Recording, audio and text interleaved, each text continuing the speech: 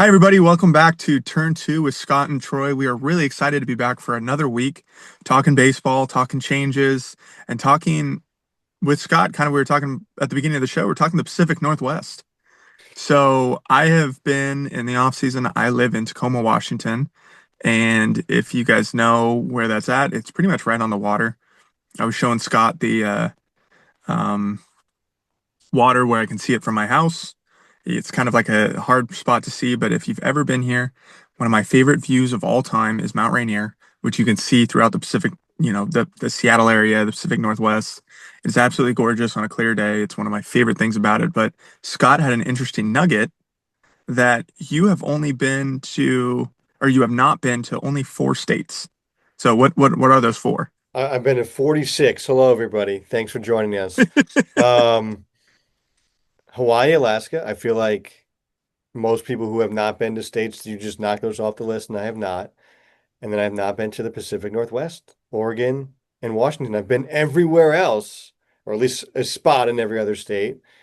And that is one of the perks of working in sports, as you well know, is that you get to travel to a lot of places. So, like a lot of people said, well, you've been to North Dakota and South Dakota? Yes, because I used to work at Western Illinois, and in our league was North Dakota State, South Dakota State, and the University of South Dakota. So I used to go to these places not only once, but several times a year. I've spent New Year's in South Dakota, and of all the places you can spend New Year's in, that's one of them, which was it was very beautiful, though, I will say.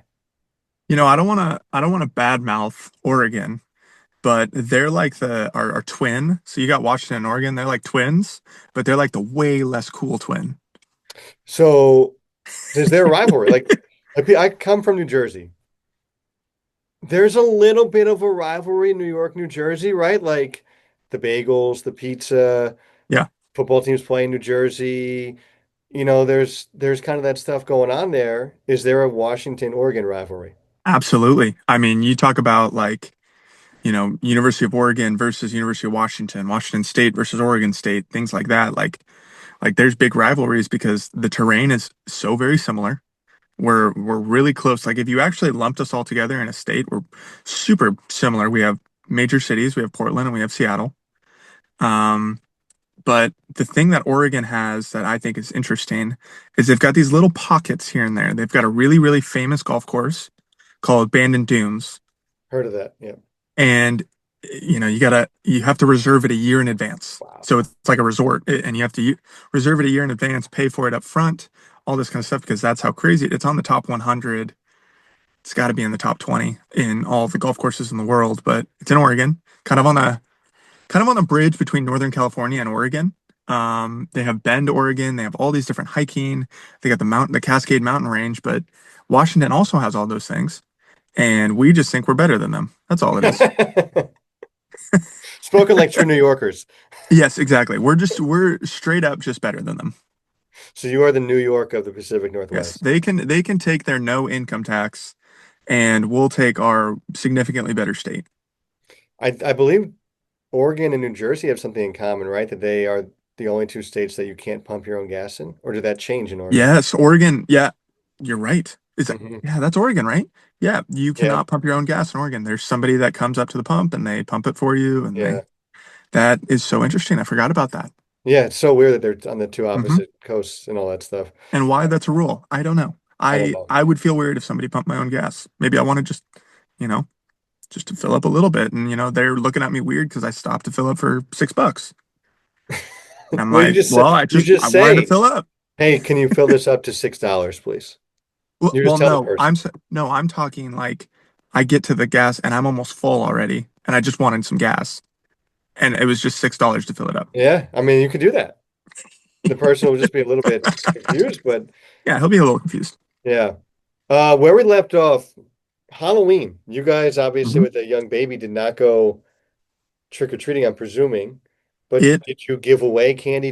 Are you in the phase where you have a lot of leftover candy? I mean, tell me what's going on there.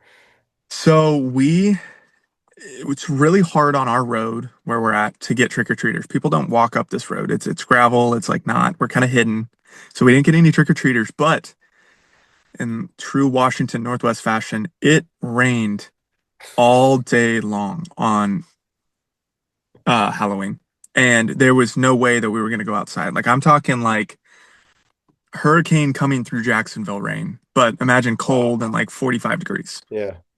Like it just was gross. It was bad. And as much as we wanted to take Tatum out trick or treating and get her candy and do all this stuff, I didn't want to be out in the rain. I think she wasn't going to know the difference yet. But as you were telling me, that 1, 2, 3 years old, that's when they're really going to figure out what trick or treating is. They're going to have fun with the costumes. What did you guys dress up as for Halloween? Because I know We you guys, were, it's a big thing for you. it's a big thing. I have a 5-year-old, a 3-year-old, and a 1-year-old. So even one, they don't know. And, but I would say maybe when Tatum is, because she'll be about 1.5 Halloween next year. So she Mhm. might be at least able to go to a few houses. But my 3-year-old and my 5-year-old on the holiday list of these are the top holidays, you've got Christmas and Hanukkah, right? Because of the present factor for kids. And a very close second is Halloween because you get to dress up and you get candy. So this is sort of like the fall Super Bowl for a 5-year-old and a 3-year-old. And so they were dead set in their costume in like July. They were going to be, my wife loves The Nightmare Before Christmas, that movie, and she's shown it to them and they really like it. So they were the characters from Nightmare Before Christmas. All of us were. And we went trick-or-treating with a couple of friends of ours, and it was very exciting. And the funny thing is, the only time they really eat the candy that they got, so my daughter is almost through potty training, 3 years old. And every time she puts pee in the potty, you give her a special treat. And we tell our older one that he also gets a special treat so he doesn't feel left out, but we tell him it's because of his leadership and guidance to potty train our, Nice. our middle Nice. child. That is the only time they eat their, Uh, their Halloween candy. They don't, it's like they forget about it beyond that. And so my wife and I end up eating a lot of the Halloween candy, and it's been really great. That Halloween is awesome. I think it's not quite on my hierarchy top two of holidays, but it is cool when you have young kids because they just forget about it and it becomes the parents. Somebody's got to eat it. Somebody's got to eat it. I do have to tell you, I got a lot of messages and like different stuff on our last episode of Yes. ranking our favorite candy. I don't know if you did too, but there were some people that were a little upset and happy and agreed, but there were some mixed feelings on, our recommendations and like our favorite hierarchy. But you know what? Everybody's different. We like what we like. Yeah. What was the biggest controversy? Was there a theme? It was the Three Musketeers. Either somebody really liked it or really Yeah. hated it. It's They very were they were divisive. they were right. Yes, they were very right in the middle. It wasn't like I got a couple, oh my goodness, you're right. That's one of my favorites. And then got a couple like, how dare you? How dare you even put that in your body? Really? No. I was gonna say. Just, just no, just a couple people just saying they didn't really like it. Interesting. Sidebar, I got to tell you something. So, as you guys know, I love my coffee. Absolutely love it, especially in Washington. I have two of them a day. I have been ordering beans from Jacksonville for the last Oh, 3 months, 4 months. I've been ordering beans from Mechanism Coffee Roasters in Bay Meadows. And I got one location. And when I tell you, it helps me make the best coffee I've ever made, it is unbelievable. And I just thought the people of Jacksonville would really enjoy that because I still, even though I'm on the total opposite side of the country, I am still drinking Jacksonville coffee. that is loyalty to a key mechanism. Mechanism Coffee Roasters. It is Wow. absolutely fantastic in Bay Meadows. Are you loyal to anything else where you're like, I'm in Florida or Washington, or we'll get to this in a few minutes, Denver, and I need to have this. Coffee clearly is one thing. Is there anything else that comes to mind for you? When I'm on the West Coast and specifically the Southwest, I love In-N-Out burgers. Never had it. Uh, it's one of my favorites. I know people they like P. Terry's if you're in Texas. They like Whataburger if you're in Texas. Especially if you're getting farther to the east, they like Whataburger. But for me, I've always loved In-N-Out, and I think it's fantastic when I'm in the Southwest. When I'm up in the Northeast, I love lobster rolls. I will find anywhere and everywhere to get one. I absolutely love them. I hate how overpriced they are at when you're not in the Northeast. In the Northeast, they're fine. They're 15, $20, sometimes 25, but you get them down south and they're like 35, $40. I'm like, I'm not paying for a lobster roll that's like 6 inches long and Not barely fresh stuffed either. and Not not fresh. fresh. Hmm. Exactly. And I then learned. Go ahead. I'm sorry. I would say the only other one is like when I'm in the Northwest, which I know is going to come to a shock because you all think seafood, but the Mexican food up here Hmm. is really, really good. It's like authentic Mexican food. I would have come as a shock. But I Hmm. also learned my wife's family's from Iowa. I never would have thought Mexican food was good there, but apparently there's a huge Mexican population in Iowa. Hmm. Her family, part of that migrated there. And yeah, I never would have thought it, at least. Maybe other people wouldn't have thought it. Fun fact, I learned this when we were in Worcester/Boston this summer. There are two types of lobster rolls, Maine style and Yes. Connecticut style. Hmm. One of them, the Maine one has mayo, and the Connecticut one has butter. Well, there's one that's hot and one that's cold too. I think that's the Maine one must be cold Okay, because main of ones. So, the mayo. so what do you prefer? I got the Connecticut style because the butter sounded good and it was really good. I haven't had Yes, the Maine that's one in my a long favorite. time, but we go back to Worcester next year, so I'll let you know then. You'll let me know. Yeah, Yeah, that is my favorite. If I can find it, it's the warm one with the butter, and it's just a crab lump. Where I think the other one's like a crab salad, where it's got like the mayo, yeah, the chives, whatever, green onion, the Maine different stuff like style. that. Main The Maine style, yeah. style. All right. Last episode we talked, and you were saying, I don't know what the future holds. I think this is almost a direct quote, but I'm really confident with what I did, and it's up to the Marlins and baseball, and we'll see what happens. And we're recording this on Friday, November 7th. What was it, 2 days ago? All of a sudden, I don't even know if you knew you were on rate waivers because there wasn't anything in the transaction log. I didn't know. And all of a sudden, I get a text from Eric Bramer, my friend with the Pensacola Blue Wahoos, who says, I'm really happy for Troy. And I'm like, what? You're claimed by the Colorado Rockies. What? Take me through like that day for you. Like, what? Did you know you're on waivers? And then kind of what happens for you? So usually when you get put on waivers, they don't tell you. That's not Okay. a they'll put you on because, and I had to look this up because there's a difference between designated for assignment and being put on waivers. So I had to look it up, and there's a lot of different stuff on that. But essentially, how it went was I got a call from the front office, and they said, "Hey, you've been put on waivers. Sorry about that. Thank you for your time with the Marlins, but good news is you've been claimed by the Colorado Rockies." Hmm. And I was like, "Okay, awesome. I thank them for everything they did for me, of course, for the last 7 years."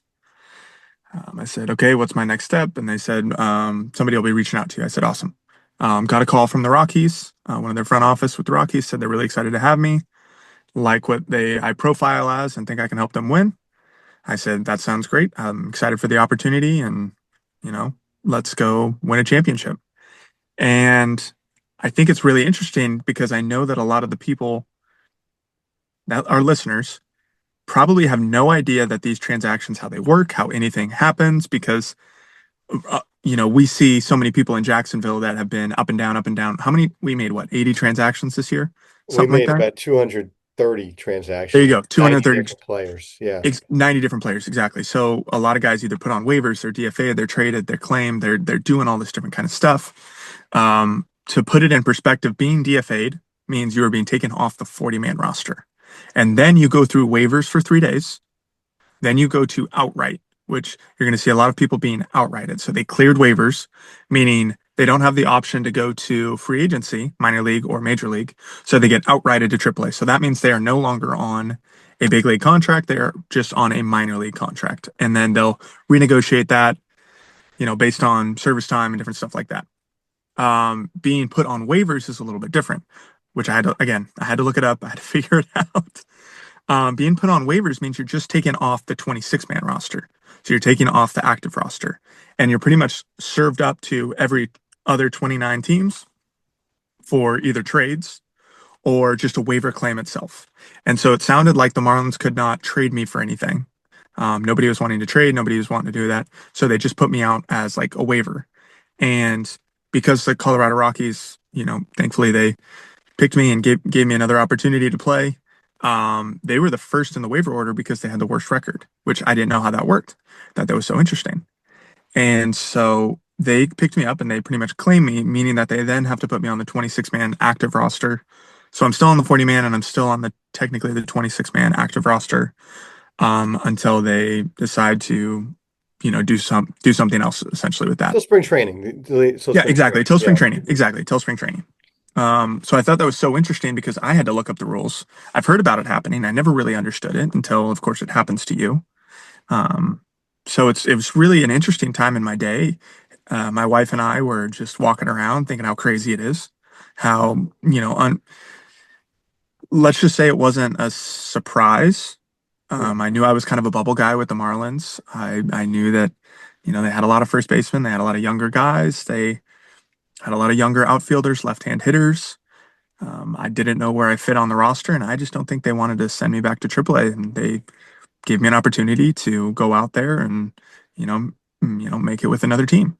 And I can't thank the Marlins enough for everything that they did for me this last 7 years. It's been a long time being a Marlin, but they helped me achieve my goal and achieve my dream.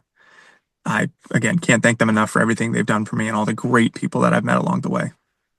The the couple interesting points you mentioned. I was going to say the Rockies are the number one waiver claim because of the record. So I think a lot of people look at this and they're like, "Wow, Troy clearly was a high priority for them." The other interesting thing about this is they claimed you and they didn't have a GM. The next day is when they hired Paul DePodesta. So that's really interesting to me. But I think, a lot of people ask me like, well, is this good? Is this bad? To me, and let me know if you think this is correct. If you're a player to be on the 40-man roster, no matter where it is preferable because there's more money that you make. You obviously have the easier time of getting on the 26-man active roster in the major leagues. But I think this situation in particular is kind of special.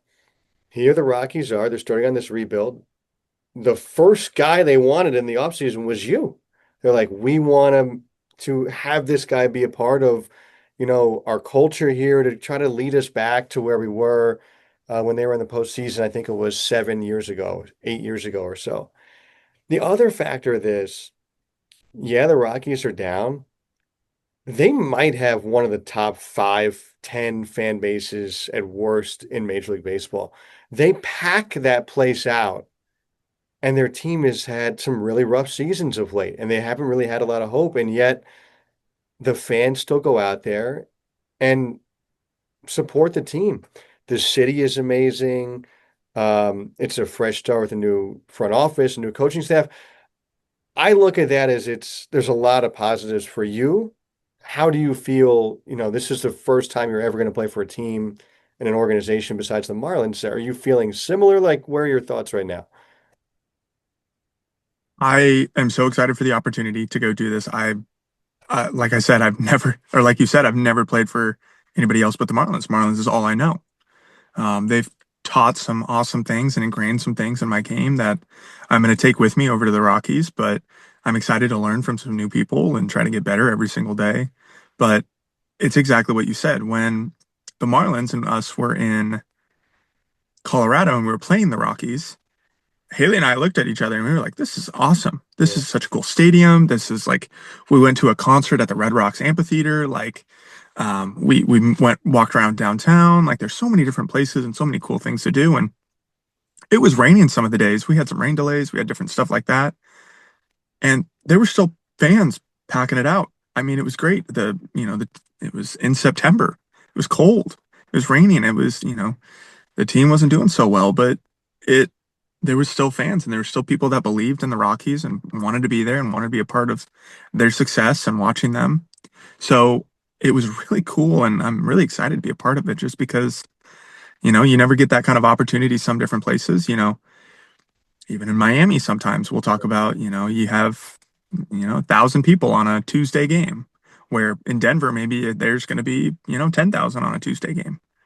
And so things like that, really exciting. And one of my favorite things that I get to be a part of is going to be a Phoenix spring training. I That's supposed to be I've great. Hmm. I when I was in the fall league, that's where we actually had the championship game was at the Salt River Fields, which of course is shared by the Diamondbacks and the Rockies. And it's the nicest facility in Phoenix in that area. And I'm really excited to just be a part of that because, of course, it's so much closer to home for me. Um, and it's just going to be such an interesting experience just because this whole baseball life that we have is just an experience.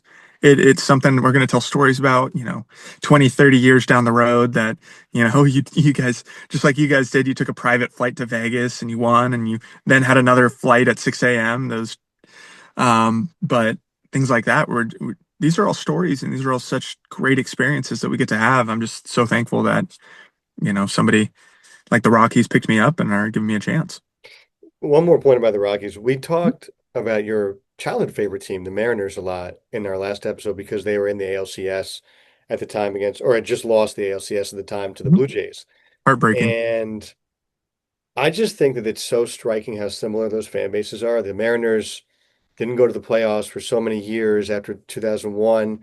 And then when they finally made it a couple years ago, like there's that great call Dave Sims has where he's going crazy and Hmm. the fans are going crazy. I think it was Cal Raleigh hit a walk-off homer or something.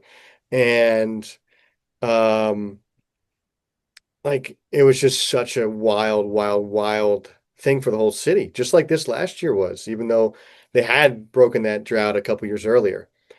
To me, it's like the same thing. Like when the Rockies figure it out, the city's going to go crazy. It's an amazing sports city as it is.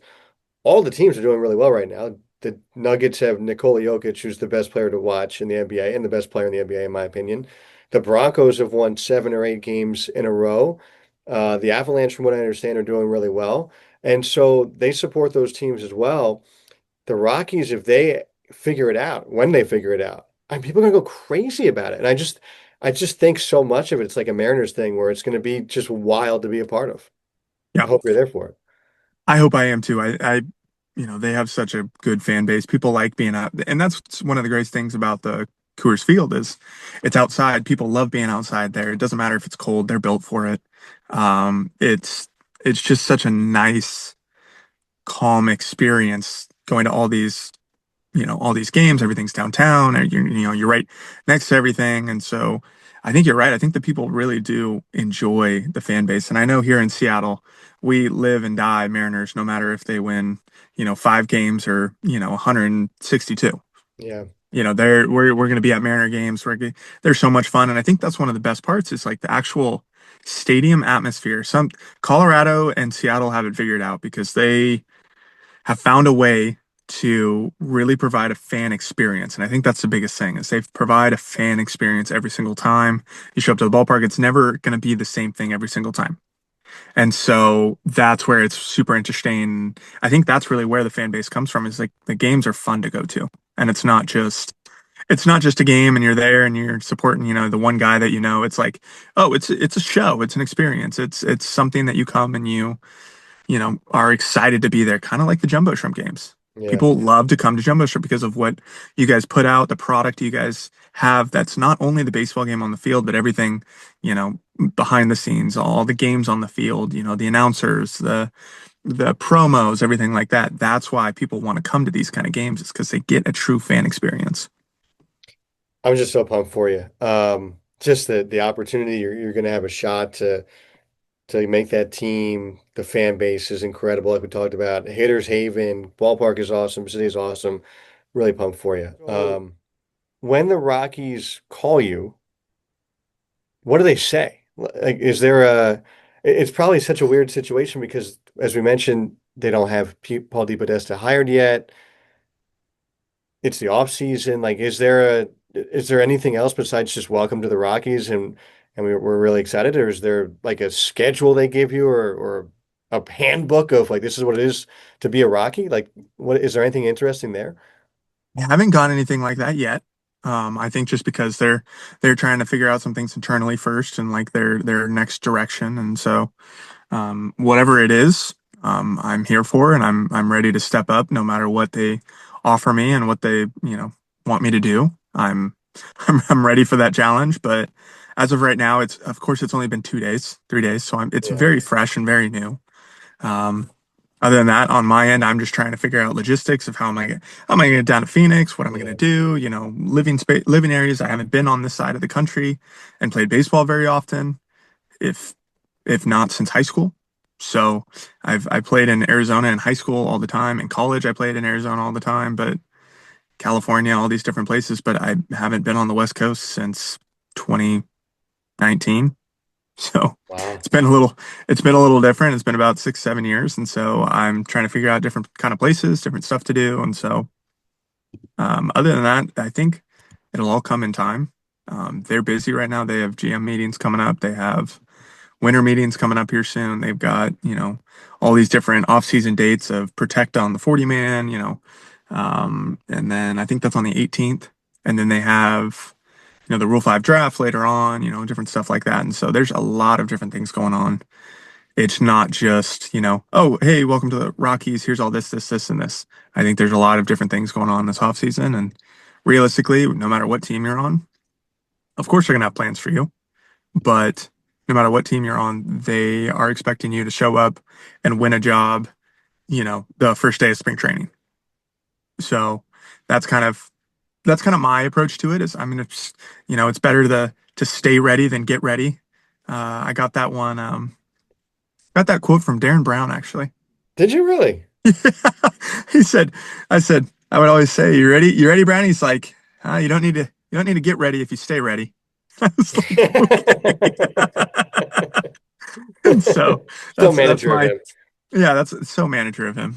Anytime he needed me, he was like, he'd ask me, and I'd tell him. I'd reciprocate that quote for him. I'm curious about one thing with this. Sure. I'm going to ask you this in this specific way. The rookie ball team for the Rockies is in Arizona. So the Marlins rookie ball team that you played on was in Florida. The low A affiliate for the Rockies is in the California League. The Marlins do not have an affiliate in that league. The high A affiliate for the Rockies is in actually Spokane, ironically, where you have a huge history. But the Marlins don't have a high A team in that league. They're in the Midwest League. The double A affiliate of the Rockies is in the Eastern League. You played in Pensacola, which is in the Southern League. Triple A, Jacksonville, International League. They're in Albuquerque, PCL. Do you know anybody like in their organization? Ah, Because you haven't played against anybody in their organization, at least in the pros. that is a great question. I actually know quite a few people at the Rockies. So Michael Tolia and I actually grew up playing together. He's from Tacoma area as well, from Gig Harbor, maybe even more north. I don't remember. No, I think he went. Yeah, I think he's from Gig Harbor, and we played against each other all through high school, and then we played against each other in college. He went to UCLA, and then he got drafted by the Rockies in the first round. He's been playing for the Rockies the last 4 years. I think since 22 he debuted. I know him. Hunter Goodman, who just won a Silver Slugger, Yeah, he's is a good in the player. same agency as me. I actually went to the concert with him when we went to the Red Rocks. We were in Colorado.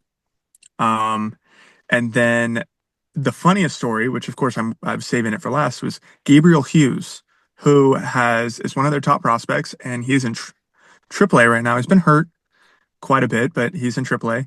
He was actually my official visit recruit. So I hosted him at my house for Gonzaga. And he was a first rounder out of Gonzaga as well. And so I have some ties to the Rockies. Just like I got tied, baseball is a very small world, if you really think about it. It's a very, very small world. There's not a lot of people that get put into these leagues, even to play in the minor leagues is so difficult. And so it's a very, very small world. I got connections everywhere. And, I know different people from here and there. Even I'll name drop even like Tanner Gordon. Hmm. I played against him when he was with the Braves for 3 or 4 years and, the Southern League and, even in AAA with Gwinnett and stuff like that. So, I got connections here and there, but those three guys are definitely guys that I actually know. And so I have some connections with that. But other than that, everybody's going to be very new to me.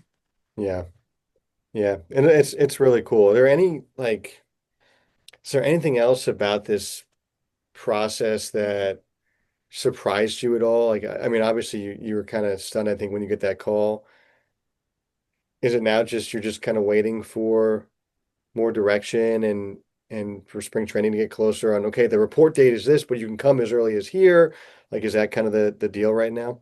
Yeah, well, mostly Haley and I were thinking about going down wherever we were going to go because, as some of the people that have listened to the podcast, we're nomads. We live where we can. We live place to place, Airbnb to Airbnb sometimes. And so I think we'll go down to Phoenix around February 1st and just kind of get Yeah. comfortable. I know spring training probably doesn't start until the 18th or the 19th, but we have, like I said, being from the Northwest, people don't, it's like New Yorkers going down to Florida. People from Washington and Oregon, they go down to Arizona. And so I know 20 to 30 to 40, 50 people that live in Arizona. So I have so many different connections in there that I can just walk into certain places and say, "Hey, what's up?" and, get my work in, do whatever I need to do, get connected. So that's also very cool, but also just getting to know the area of Phoenix and getting to know the Colorado Rockies staff, that would also be beneficial for me to go down a little bit early. All right, I got two things for you on the Yeah. Rockies. I was looking up, actually, let me start here. I used Okay. to work in Myrtle Beach, and the video guy for one of the Pelicans teams, Cubs affiliate that I used to work with, Max Shell, is in the player development side of the Rockies now. Really? So I'm gonna have to text him Okay. and get the lowdown here after this. The Nice. other thing is I was looking at the Albuquerque Isotopes, the AAA team of the Rockies, coaching staff, because I'm like, I wonder if anybody's got Marlins connections. Do you know who their bullpen catcher was this last year? Guess who texted me? Hudson Yes, go ahead. Livesey. Hudson Livesey. Honey. Yes, Hudson Livesey. He texted me about that. I was like, how you knew minutes after I got called. It was hilarious. He texted me so quickly. Yes, Hudson Livesey. Yeah, he's the man, Who was as the we all bullpen know. catcher for the Jumbo Shrimp a few Yes, years ago, for those who don't know. yes. Yes. He is absolutely the man. So yeah, you got some connections here. Yes. Um, by the way, we posed a question at the end of last episode where we've kind of reached now, and we asked what fans might be interested in, and you talked about some of the comments you got about the Halloween candy. Some of the comments we saw on our YouTube video, as well as our social media posts about like, what would you be interested in a potential giveaway or something like that? The common response I got was signed Troy merchandise. Are I you down like for that? it. Hmm. I have, s- you know what? I can find merchandise. I have enough that I can give away. Maybe it's a signed bat. Maybe That's it's cool. maybe it's a signed pair of cleats. Maybe it's batting gloves. Maybe we do a tier. Maybe it's like first, second, and third place get certain things. Like, first place you get a bat. Second place you get, shoes. Third place you get batting gloves. Fourth you get a ball, something like that. Yeah, I like that. Um, so we could do something like that. I think that would be fantastic. But what should the challenge be? There's got to be some kind of challenge. There's got to be some kind of challenge. We gotta think about that. If Let's pose this question again. Maybe we can get some ideas from our listeners. If you've got some ideas for us to maybe win some merch from the newest Colorado Rocky, our favorite Colorado Rocky, Troy Johnston, send us a note on how you might be able to win something like that. Because we're going to roll that out, I think, at some point. Hmm. Uh, Coming up, Thanksgiving. I do think we should try to get in an episode before Thanksgiving and maybe Fantastic. one more pre-holidays. So we've got a Love couple it. more toward the end of the year. Um, Again, I'm so pumped for you. I just think it's an amazing opportunity. I have long admired the Colorado Rockies from afar because you talked about how great the ballpark experience is. Like, yes, it's been a struggle on the field the last few seasons, but they are known for that in baseball. Everything outside of the baseball, they're supposed to be great at. That's why people show up and support the team. And when they figure it out, hopefully with Paul DePodesta in charge, it's going to be one of the best atmospheres to watch a baseball game in. In baseball, it's already there, but now you're going to have all the fans like super into it and the team, putting up some memorable moments behind that. So I just think it's a great opportunity. The depth chart is open and you're going to have a shot to be a big leaguer again in 2026, which is awesome. Yeah, I'm very excited, and of course, I told my wife too. I think I'm gonna look good in purple. I think Yeah, purple's I my think you color. will. Yeah, you look good in Brings every out the color, green but in my eyes. black and purple. You got the black from the Marlins. Now you're Yeah, just there you go. substituting that Miami blue for the Purple. purple. Still That's good. all it is. Hmm. Still good. I think their hats are awesome. I like their stuff. Yes, Um, me too. all right. That's it for us, I think. All right. Well, I want to thank everybody for listening. You can catch us on YouTube, Instagram, TikTok. You can follow us. Please subscribe, like, do whatever you can. Please keep commenting because just like we talked about with the giveaway, we'd love to hear from you guys. We always love reading the comments. We always see them. So keep commenting, keep subscribing, keep listening. You guys are awesome. You are the reason why we do what we do. And we can't wait to bring you some more info here coming up for the holidays. Awesome. Thanks, guys. If you could please like, review us, that stuff goes a long way to helping us grow. I would consider that to be a really personal favor. So thank you for that. This is really kind of cool. We started this in Jacksonville, Mhm. and look at where we're going, like branching out into an organization for Troy. So awesome stuff. Thanks again for joining us, everybody. We'll talk to you in a couple weeks.